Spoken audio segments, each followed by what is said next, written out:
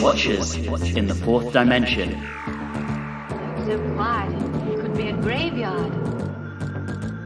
The whole planet appears to be completely dead. It's the silence. It's the sort of silence you can almost hear. Hello and welcome back to Watchers in the Fourth Dimension. I'm Anthony. I'm Don. I'm Julie. And I'm Reilly, and let us give you something to joke about, shall we? You are of no further use to me, and would make a perfect specimen for our museums. This episode, as you can guess from Reilly's little snippet, we will be discussing the Space Museum. Looking behind the scenes, as we always do before we start our main discussion, this story was actually commissioned by David Whittaker before he left the story editor role. The writer, Glyn Jones, had never actually seen Doctor Who before, and Whittaker commissioned him on the strength of his other work, most of which had been for the theatre rather than TV. Glyn Jones will actually return to Doctor Who in the 1970s, but not as a writer, but as an actor, and he'll appear in Season 12's The Sontaran Experiment. In the director's chair, we have the return of Mervyn Pinfield in what would turn out to be his last involvement with Doctor Who. He was actually meant to direct a couple of serials in Season 3, but he fell ill during pre-filming and would sadly pass away within a year. Spencer Chapman returns as designer, having previously worked on the Dalek invasion of Earth. This would also be his last contribution to the show. Being filmed on a tight budget, there was actually no composer assigned to this story, and so stock music was used. This week, the short summary is actually in my hands. So, in a highly atmospheric first episode, our intrepid travelers find themselves stuck in the Twilight Zone, where they explore a creepy space museum, eventually finding lifeless future versions of themselves enclosed in glass cases as an exhibit. Unfortunately, the remainder of the story turns out to be just as lifeless as the TARDIS crew exhibit, with the notable exception of Vicky, who blossoms into a cut-price Che Guevara, all in a day's work for the season's low-budget story. And since I have so far monopolized the microphone, I will let the others speak as we start discussing the first episode, The Space Museum. Great model set to start, right? You know, you got to appreciate the model work at the beginning. You know? Hey, that entire opening shot was very well done. From the beginning of the TARDIS column to the model shot. Really cool. It was really cool, but it was also just kind of, I think, different than a lot of other openings that we've gotten thus far. So it's just like, it was an interesting change that we decided to do that. I think the opening on this, to me, this first episode really reminded me in places of The Edge of Destruction. Just in terms of we don't really know what's going on. Things happen, like suddenly they all have their ordinary clothes back on, and the Doctor just dismisses it. Everything's kind of frozen. We have no clue what's going on. And if you think back to The Edge of Destruction, that opened or followed on from the end of the Daleks, where they're suddenly all knocked to the ground and who knows what the hell's happening. And I really got that same feeling here. I just found it funny that the Doctor's explanation is time and relativity. That's how we are wearing different clothes. I'm like, it's not how that works. Just a nice way of him saying, whatever. I thought it was just him betraying himself, and like, because this happens to him all the time, because he's probably going senile. It's like, oh yeah, I totally forget that I change my clothes all the time. In this, I mean, there's so much here, and this is, take a drink alert, something that Sandiford draws attention to, and that this comes across as kind of a parody of the early tropes of Doctor Who in places. So the Doctor looks at the TARDIS console before they go out and says, oh yes, the readings say it's quite safe, which kind of calls back to the Daleks, where it ostensibly wasn't safe. Is that where Barbara calls him out on it and says the scanners don't always tell the whole story? Yes. It was like they finally started watching their own show and realized, wait a minute. I don't recall Serial attempting so much humor. Like self-reflexive humor. There's that scene where they go outside and start exploring, and the Doctor says, well, I suggest we all stick together. And it's like, oh, someone's been watching the show at last. See? They started going, wait a minute, we keep doing the same things every time. Yeah, I really love this first episode. There was a lot of cool things in it. Like the effect of Vicky dropping the glass of water and then going backwards. I thought that was really well done. Oh, yeah. I really enjoyed that. I was like, that actually worked. I believed it. And I love her reaction of just, she was so dumbfounded. And I was like, there we go. Everyone throughout this entire serial just needed to listen to Vicky. It would have been half an episode long, but still, Yeah. This first episode is definitely the strongest of the four, without a doubt. Mm-hmm. Without a doubt, it sets up a great mood. Necessarily, a that what was the problem is that there's a tired conflict that we have that comes up later that Doctor Who seems, at least at this point, seems to constantly do. One race or class or alien species versus another, the overbearing overlords versus the downtrodden, and that's nice and good, but it gets kind of old. But just the fact of just our core four walking around, just trying to figure things out and getting lost. Yeah, we'll get to the Widow's Peaks versus the mods. The later, eyebrows. Yeah, yeah. That's how I define them. Boba Widow's Fett Peaks has versus some eyebrows. serious eyebrows going on. But this first episode is one of the strongest of this season, if not maybe the entire show so far. Really well done. Yeah. And the scenes of them exploring the museum are wonderfully eerie, and I really love the little bluff they give us where they find the Dalek in there. Yes. And I particularly love how Ian says that meeting them again is quite unlikely, I hope. Like, Ian, shut up. Well, and again, we had another instance of after the Dalek, Vicky just puts her hand through something, and then they don't believe her because this is the episode of let's not believe Vicky. But I really enjoyed that, like, kind of like, I thought at the time, since I didn't know what was going on, kind of like hologram projection of them being able to pass their hand through something. Again, I thought from a, special effects perspective, that was actually, again, well done. Oh, yeah, it's really cool. And then there's that little conversation between Ian and the Doctor where they're not quite sure whether they're invisible or whether they're just not really there. Yeah. Mm-hmm. Yeah. I would also like to point out that technically in this episode, they did wind up watching themselves in the fourth dimension. Yes, they did. I'm just saying. I see what you So, did there. I mean, eventually they obviously come across themselves in the glass cases, which is just a wonderful scene, and I love the reaction, and particularly Barbara, who just looks at it and just says, "It's horrible." And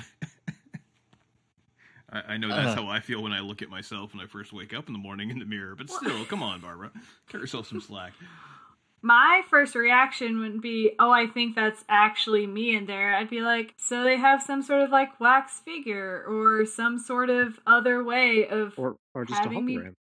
Yeah. Mm-hmm. Like, I don't know why they went from, it's like, oh, like this is a weird museum to, oh my God, that's me, my actual body. I'm like, it doesn't necessarily have to be. It's a bit of a stretch, but the only reason that's happening, and in fact why the first episode exists, is to give them a future that they can prevent from happening, which does contradict the Aztecs of not being able to change one line of history just a touch, Doctor, but that's all they're doing. They're just setting up, here's what we have to avoid. yeah, and on that note, Don, it comes back to that question of, why is it okay to meddle in the future in Skaro, which is theoretically someone else's history, but not okay to meddle in the Earth's history. It's very hazily defined. And I think as we've moved from David Whittaker to Dennis Spooner's tenure, we've started to see less rules in place around that. Or fewer rules, I should say. Does this kind of experimentation work? I think so. Like, I unabashedly love this episode. Yeah, it's great. It reminds me very much, there's a Twilight Zone episode, a classic Twilight Zone episode called I'm going to miscount it. It's, I believe, 4 characters in search of an exit. It might be 5, so please forgive me. But it's a very strong episode, and it's just very basic. It's 5 unique characters in what appears to be just a enclosed square with no doors, and they can see up above them, way up. That one? There is an opening. Yes, I love that one. Yeah, and it just shows that, with good characters and a decent mystery, you don't really need to do much else. You can, it sets a good mood, and the characters can provide, like, the fleshing out of it all, and that's what this first episode's like. See, I actually drew a parallel with a different Twilight Zone episode, which was Death Ship, which is where some astronauts land on a desert planet, and find that their own ship is already there with their corpses on board it. Oh, yeah. Yeah. So, I mean, we're all getting Twilight Zone vibes out of this one. Yeah, and is it something to do with because like with the classic, well, with all the renditions of the Twilight Zone, the opening credit sequence always has a, very eclectic, passing through of items, and with the Space Museum, you also see just very eclectic objects just everywhere, and it kind of adds to like the creepiness factor of the set. I guess maybe that's it. It makes you think Twilight Zone. I think so. One other thing regarding the first episode that I thought was very interesting was you said it was a stock music, but I swear I believe there was a musical cue when Ian indicates that they are walking on dust, but why aren't they leaving any footprints? Mm-hmm. Did that strike? Has anyone maybe like a little bit over the top and done intentionally that way? You could select stock music that does that. They probably found something from something that was a lot more intense and then just used it there. Yeah, I just don't know if that felt like it needed such a strong sting of a absolutely not. compared to just like maybe just a weird like theremin noise in the background. Oh, that is cool. Hey, go big or go home. Yeah, I think that's just what happens when you don't create a score that's specific for the thing that you're creating. That's what's going to happen if you don't have a good music editor. Yeah, I agree. I mean, there's a piece of music, I think it's in the 4th episode, that was really jarring for me because it's lifted directly out of Quatermass and the Pit, which I know pretty well. And so I was like, oh, I know this. And it's just set to something that I'm not used to seeing it next to. It has its pros and its cons. I mean, they can select something super appropriate, or they risk someone noticing it and recognizing it from something else. Speaking of which, I loved the piece of music they chose when time starts running normally. Absolutely. That struck me as well.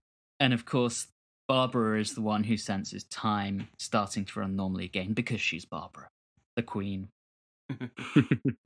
Queen! Which leads us nicely into our next episode, The Dimensions of Time. Where we learn the full story between the widow peaks versus the eyebrows. Exactly. As I called them, those in black and not in black. So I feel personally attacked by that comparison.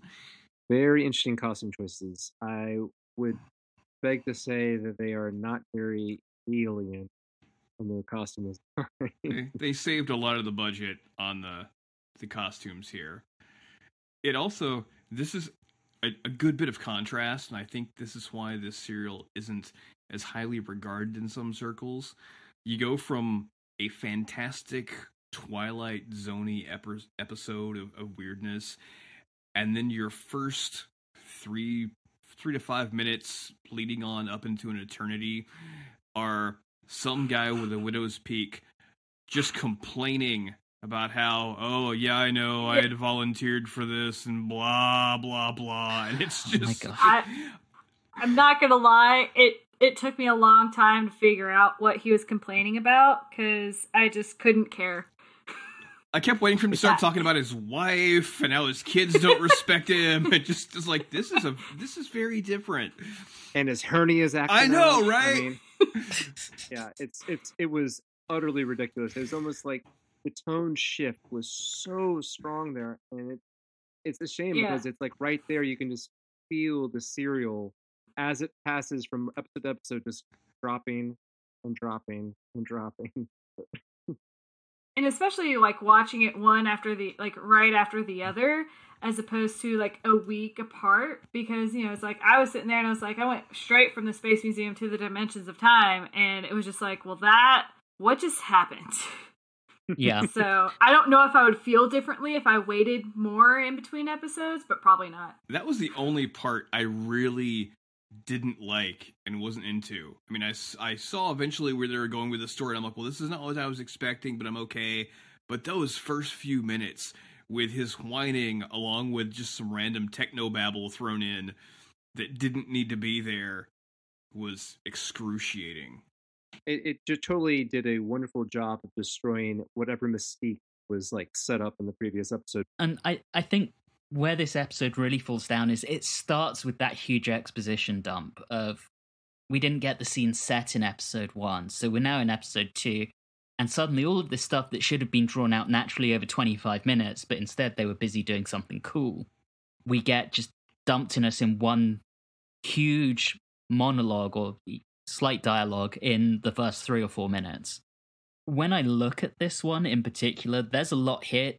This is a lot deeper than it seems on the surface. So my reading of this was I got a lot of themes of colonialism here. So the Morok Empire is in decline. Galactic conquest is a thing of the past. They're at desk jobs. They're administrators. They're not out conquering the galaxy anymore. On top of that, Glyn Jones, the writer, was South African. And if you listen carefully, the Moroks have a very slight South African accent. So you've got the Moroks dressed in white with the Zerons in black who are being oppressed. So this is also a bit of a commentary on apartheid, which is well in swing at this time. And we're starting to see international boycotts around that. I think the intention in the script was solid, but the way it's executed on screen, and particularly after rewrites from Dennis Spooner, it just doesn't really work that well. And don't forget the tie-in with like the youth movement of the day, and that the eyebrows are all young and the widow peakers are all middle-aged or if not older. Right, so there's elements of that kind of counterculture movement in there as well. I love how you got all that depth about apartheid, and one of my first thoughts when his second in command that eventually talks to his own people how he's lucky to be blocking them, I thought, hey, is that Stephen Fry? How can he be here? Because every time he showed up, I'm like, hey, wait, no. You're talking about the commander? Yes. That's so funny. You say Stephen Fry, I say Ted Cruz. Oh, Sorry, God. Stephen Fry. Sorry, Stephen Fry. Wow. That is the only time that Stephen Fry will ever be compared to Ted Cruz. Yes, I just wanted me some space Melchett, that's all, I'm sorry. So Glyn Jones was actually really, really upset by the time this made it to screen because he had put a lot more humor in the scripts, and Dennis Spooner, who wrote The Romans, tones down the humor. Wow. Wow. Yeah, he was like, this is high concept sci-fi. This shouldn't be so funny. Bad call. But history can be? It's only funny if Nero is going around chasing a poor woman. It's only okay if I do it, seems to be his message. Oh, yeah, that's not misogynistic at all. I'm the only funny man in this village. All right, so I'm going to move on from this, what we've all agreed was a terrible first 3 or 4 minutes, and Yes. move on to some of the rest of the things. There are some good bits.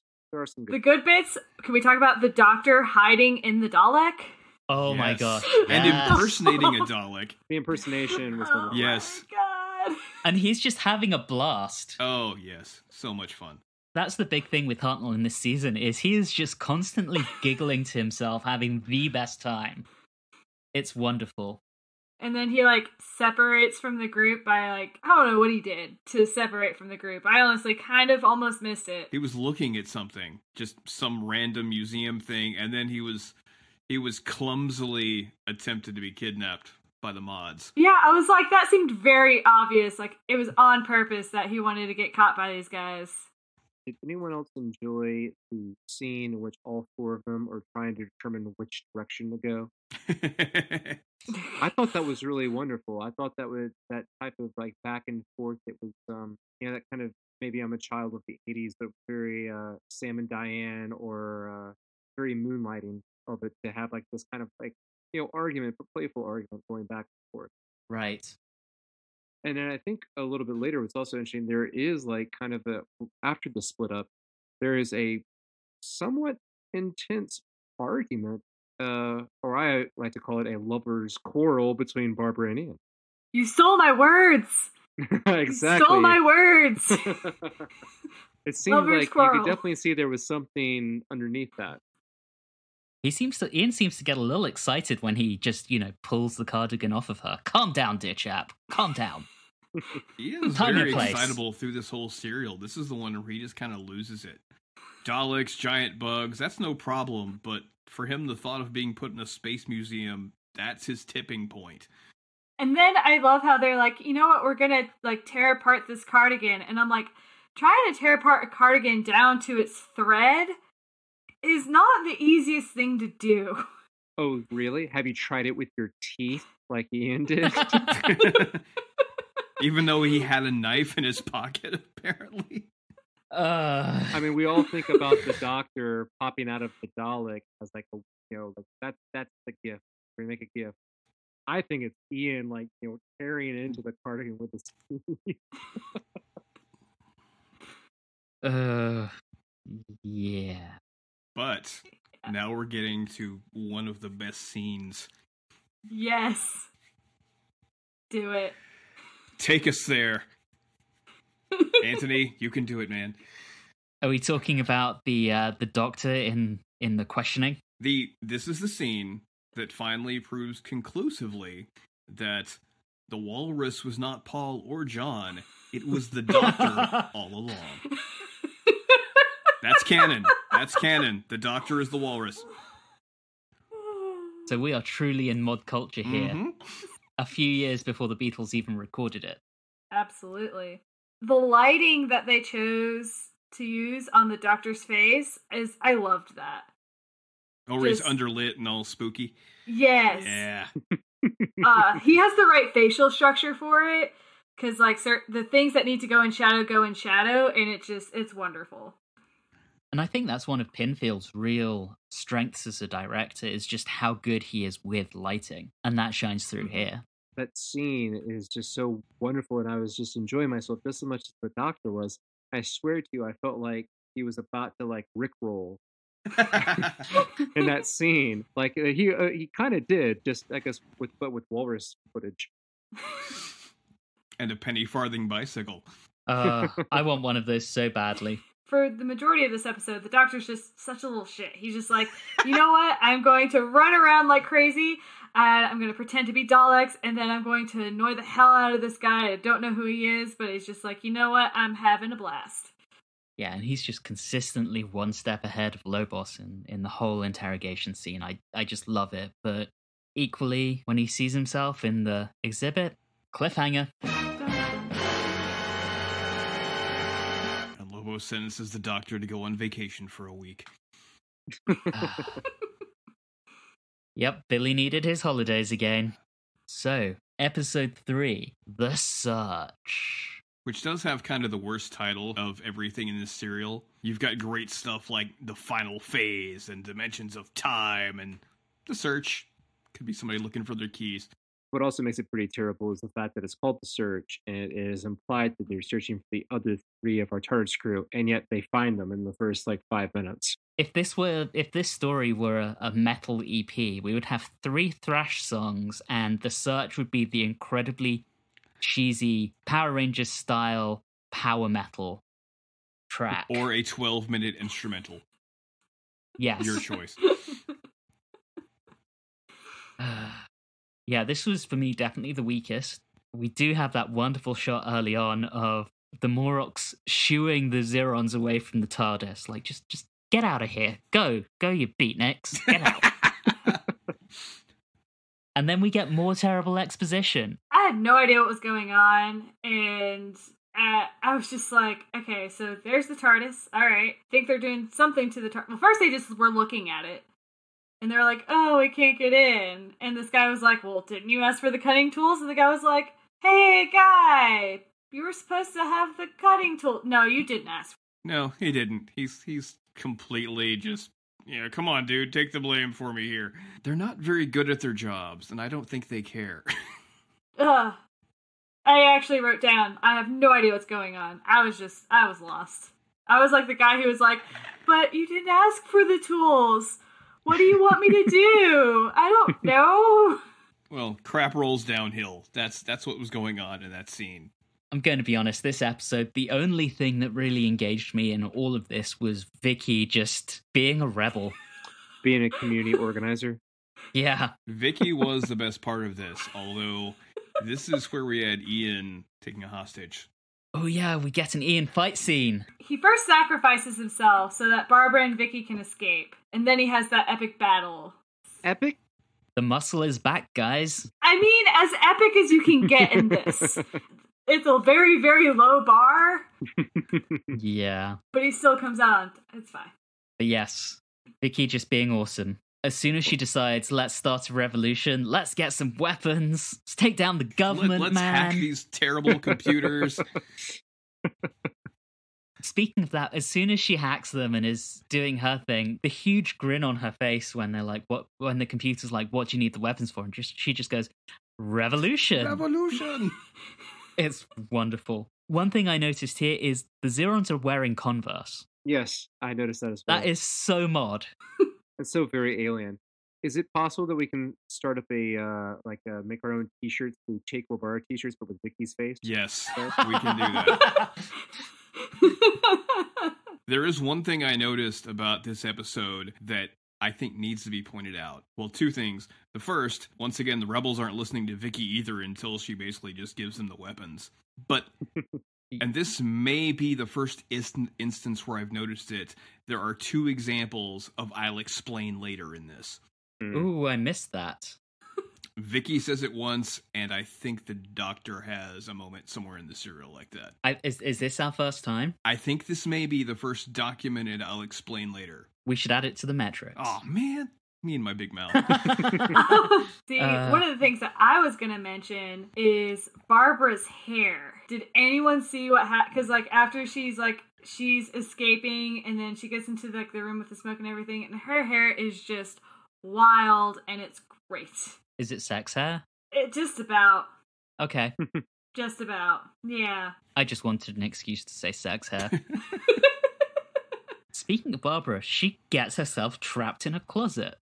Since I've been somewhat forewarned that, Barbara and Ian aren't around forever, I think they're trying to... Yeah, I know, right? Because some people, talk about things and shit. This is an outrage. But I think part of it is to give Vicky more to do, since they're probably going to be leaving in the nearish future. I don't know when that is. Here's a fun fact. For each of the previous serials, plus this one we've been watching, someone on the cast or crew has decided that this is what's going to make them leave. For William Chesterton, it was... Oh, well, my brain just shut down. The Web Planet. William Russell? Yeah, William Russell. Yeah. It was for that. This was where Jacqueline, our beloved Barbara, decided, you know what, I think I'm done. I know sometime in the last few stories, Verity decided she was leaving, and I know at some point Dennis Spooner decided he was leaving. So, yeah, it's all beginning to get a little rough for them. But speaking of Ian, we get the return of bloodthirsty Ian. He doesn't kill anyone. He talks about how it might be enjoyable to kill Lobos. Yeah. I was like, do it, Ian. I knew he wasn't going to kill the guy he took hostage, because that guy just didn't care. He's like, yeah, sure. By the way, watch out for the guards in there. They may get you. He was just the most helpful hostage I've ever seen. I think he would have loaned Ian $10. We'd ask for it. just whatever. Would you like my jacket while we're here? It's kind of chilly here. We wouldn't get cold. Please take my jacket. But yes, I do not think this was a particularly strong episode.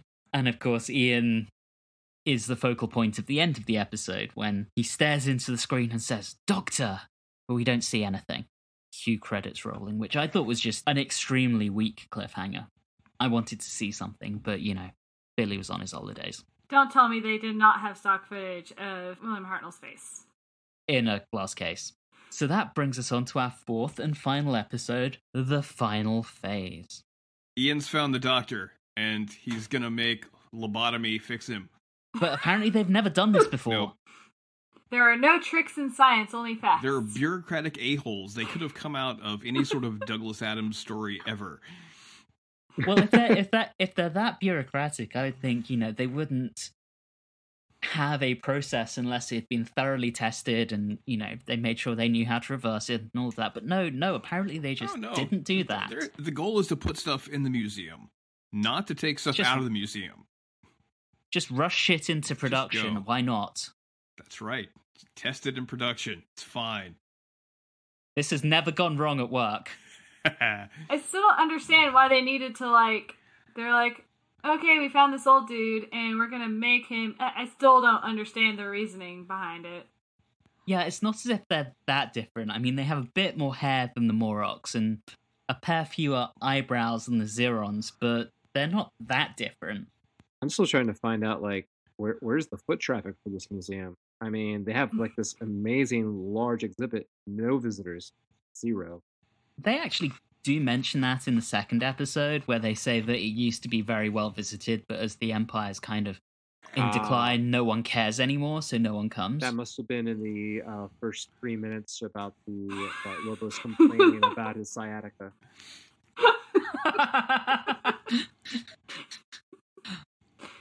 But so, despite all of that, the Doctor is successfully resuscitated, but they do sneak in. Did anyone else notice there's that little line about how he might have brain damage? Yes. Yes. I don't know if that will become a thing later, but... So every time from now on where Billy fluffs his lines, they have an excuse. Oh, that's nice. He had a few of those in this serial. The luminescent walls, I think, was one of them. Some of them before that. Then again, so did Lobos. Wasn't exactly perfect with his delivery either. So yeah. And speaking of the Doctor, he's the one who notices that just how apathetic Lobos's men are. And it's like, well, that's not what we've been noticing for the last 2 episodes, Doctor. Well done. I was really confused. I was confused why they're here. I'm like, why do you need so many armed people in this deserted museum? And then why are the Zerons still there when it's like you could just not be there? I don't know. It's a workers' revolt at an abandoned Six Flags. Pretty much. You get the feeling that this is the kind of the assignment the Morlocks get if they want something where they don't have to do anything, or they're being punished and they're being sent off to the middle of nowhere. This is not the spot for the best and the brightest. So have you guys ever been in a place of work where if someone's really incompetent but the company doesn't want to fire them, they just find a way to promote them into a different department? Yep. That's what happens here. Yeah. Everyone in the Morlocks, like Lobos, he's had the fastest promotion ever. He just gets promoted into other jobs until he gets the head honcho job at a gig that no one wants to be at. Put him somewhere where no one's going to notice him. Exactly. I don't even think that's not even making fun. That's what's going on here, in my opinion. There's a lot of commentary in this. There really is. I mean, again, I think this is another script where the ideas are very sound. The execution just isn't great. So, speaking of how in the first episode we saw a lot of commentary on the tropes and in the history of the show so far, one thing I noticed was how the Doctor's conscience wouldn't allow him to put Lobos into the machine. And I was just sitting there wondering, wow, a year and a half ago, he was ready to brain Tsar with a rock. And now he's like, nope, can't do that. He might have wanted to brain Lobos with the control thing that Ian stepped on. He just wouldn't put him in the machine. He might bludgeon him to death with it, but he's not going in there. That's entirely possible. That's fourth dimensional morality for you.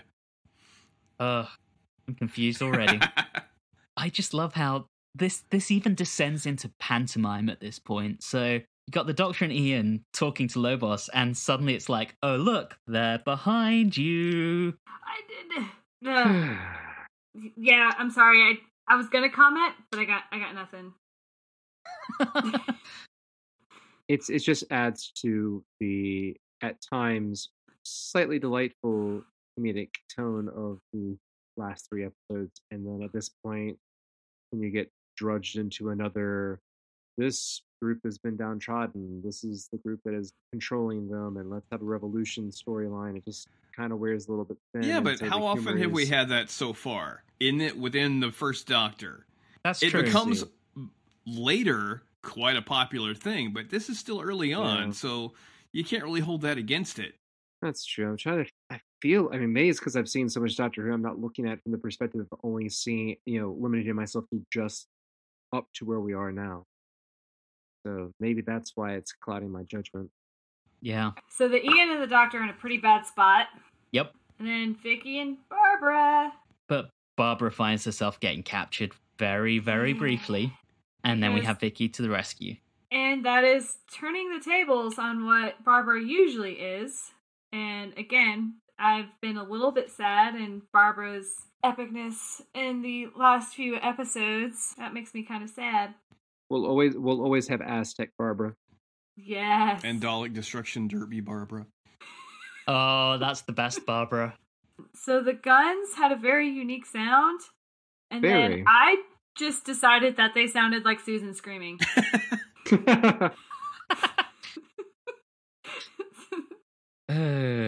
That's not something I needed to remember.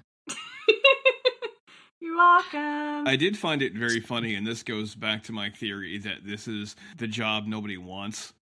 When things are really going down, when the revolution has come, instead of taking the opportunity to, step up and fight back, he's like, well, that's it. I'm leaving. I've got a ship prepared. Just leaves. Yep. I love how there are only about 4 Zerons that we actually see who are taking part in this revolution. The revolution will not be televised. It will all be alluded to off screen. One of whom, which Don alluded to earlier, Tor, was played by Jeremy Bulloch, who, of course, was notable for being the body but not the voice of Boba Fett in Star Wars. So there's your little Star Wars connection, your George Lucas connection of the story. And now that you've seen his eyebrows, you know why he had to wear that mask. Exactly. He's been in 3 Bond movies and Law and Order UK. He gets around. So was the revolution successful? Yes, I think so. Okay. They didn't wind up in the museum, so yes. While that's starting to go down, there's that wonderful scene with Barbara and I think Vicky, where they're getting a kind of philosophical about free will, which I think is really the theme of the story, and how whether or not the future can be changed, and whether there's such a thing as free will or whether everything is predestined. Again, we get those glimpses of depth in this story that are constantly not really explored to their fullest extent, and I wonder whether that's because our friend Dennis Spooner just watered the script down. I guess we'll never know for sure. So, our intrepid TARDIS crew escape, and they take a piece of equipment with them. And we'll get back to that next time around. It's of course that the Doctor wants fun tech. Obviously. Yeah. Oh, another little callback, speaking of tech, another little callback to the Edge of Destruction was how the dimensional trouble at the beginning was caused by a faulty TARDIS component. I'm not sure whether it was like a stuck switch or whether it was a stuck spring again, but... He really needs to have that thing serviced. Get the oil change. It does. The shop. Yeah. But now, we get to the cliffhanger. We get Daleks! Daleks! After the little bluff in the first episode. And they be spying. They Our do. greatest enemies. I'm sure we'll come back to it next time, but that poses all sorts of questions about, really, they've thwarted you twice. Uh-huh. It's a really cool cliffhanger. Oh, it's a wonderful idea. I mean, it's great. That wraps up our story discussion. So... It must be start with metrics our time. It is metrics time. All right, so Ian murder count. Ian murdered no one. It's really dropping his game. He threatened It came to. close. Yeah, He didn't do close. it. He got excited. Don't say that. He did. All right. The camp count. Was anything really camp in this story, guys? I don't think so. Unless you count the eyebrows. Okay, 0. Equally, Barbara murder count, 0. And the Vicky pet name count, 0. For a revolution, not a lot of people died. On screen. No. Well, like we said, it's because it's, a out of the middle of nowhere outskirts job posting, and it's got a skeleton crew working it, so not exactly big time. Yeah, it's somewhat of a damp squib of a revolution, but hey, they get their planet back. On to our vote. Julie, you were up first. The first episode was great, and then it just deteriorated as we went along, although there were great moments scattered in the wind. So, we have the Doctor being crazy, honestly reminded me of Yoda, just messing with everybody. Vicky got to be awesome with her Viva la Revolution, which is great. I love it. And yeah, but again, Ian and Barbara just weren't doing a lot, which kind of makes me sad. And again, I see it as kind of like a forewarning. And that 3-minute scene was just, ugh. I'm gonna give it 6.5 walruses out of 10. Okay. Reilly, over to you, sir. All right. I feel pretty much in agreement with Julie. First episode, great, sets a wonderful table, and then just wants to like do a nice little trick and pull tablecloth out. Instead, it just pulls everything that it set up down and smashes it. And it's just, you just kind of sit back and think about what could have been. This gets kind of tiresome. The enjoyable parts for the last 3 episodes are just the banter between our beloved characters, which is enjoyable, and the set design is nice, and choice of music is good, but that's about it. Like I said, it's just all downhill from the first episode. And I'd also like to point out that I find it very interesting that Julie saw the Yoda connection with the first Doctor, because I don't know if anyone remembers, but on the very first episode or second episode of our podcast, I mentioned that the first Doctor shares a lot of similarities with Yoda, because he, especially in this serial, he does it so often. He does the Yoda, He does that all Yes, he does. the time. And that's been a part of his character from the very beginning. I cannot help but think that since Frank Oz, who I believe, if not English, has a lot of English connections in his growing up, watched Doctor Who, and when creating Yoda, decided to implement that into his character. Said it in the first episode, and I'll say it again. Anyway, for this serial, I give it 6 eyebrows out of 10. So for me, I know I've said it before, but this had such a strong first episode. And then it's just downhill from there. And I think there are lots of really, really good concepts here that got watered down during the scripting process. And there are glimpses of that. But it's just another case of kind of unfulfilled promise.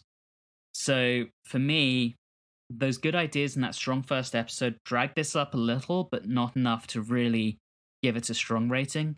So I'm going to give this 6 out of 10 penny farthings. Don, over to you, sir. Wow. 2 weeks in a row where I'm just going to screw with everybody. Don is the new Reilly. Aside from the first episode, which I think we all are in complete agreement on, and the first 5 minutes of the second episode, which are really boring, and most of that exposition could and should have been spread out through the rest of it, I would rather watch any part of this than ever see any bits of the Crusade again. The final 3 episodes, they aren't as good as the first one, but I don't think that's indicative of their quality. It's indicative of how amazing that first episode is realized. Yeah. Your final 3, Fair enough. You're talking about a culture in decline and a revolution that's coming, and how they all deal with that. I really liked it. I was entertained all the way through, aside from that first 5 minutes of the second episode. So just fast forward past that and get past Mr. Terrible, terrible hair. So I'm going to give it 8.5 bored bitchy bureaucrats out of 10. Oh. Well done. You have saved this from being the worst rated story of the season so far, giving us a team average of 6.75, this story. With that, I think that's just about all we have time for this week. We will see you next time when we will be discussing The Chase. Thank you, and have a good one. You have been listening to Watchers in the Fourth Dimension with Don Smith, Julie Philippek, Reilly Schreck, and myself, Anthony Williams. This episode, Widow's Peaks vs. Eyebrows, was recorded on Wednesday, the 10th of July, 2019. You can find us on Facebook, Instagram, and Twitter at Watchers4D, and you can email us at watchers4d@gmail.com. If you're enjoying this podcast, please leave us a review on your preferred podcasting app. And always remember, revolution could be just around the corner, and maybe all it takes is a 25th century teenager with attitude to provoke it.